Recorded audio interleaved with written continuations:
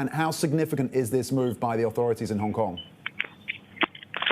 Yeah, well, it definitely fits this theme we've been seeing of authorities just using the security law to do essentially whatever they want, and it adds the risk for investors.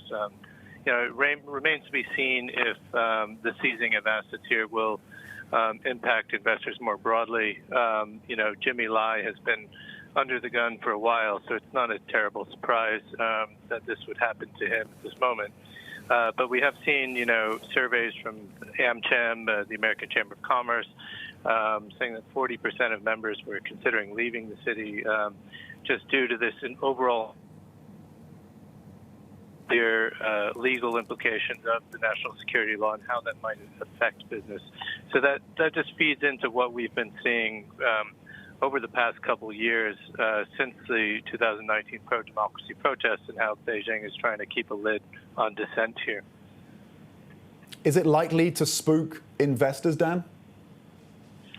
It's unclear right now that there would be any broader ramifications on that. Certainly, any sort of asset seizure changes the perception of Hong Kong as a financial center when it comes to, a global outlook versus Singapore and New York and London. We have seen this trend for a while, though. So it's, investors are already basically making that calculation of, do we treat Hong Kong the same as we would as any operations in the mainland?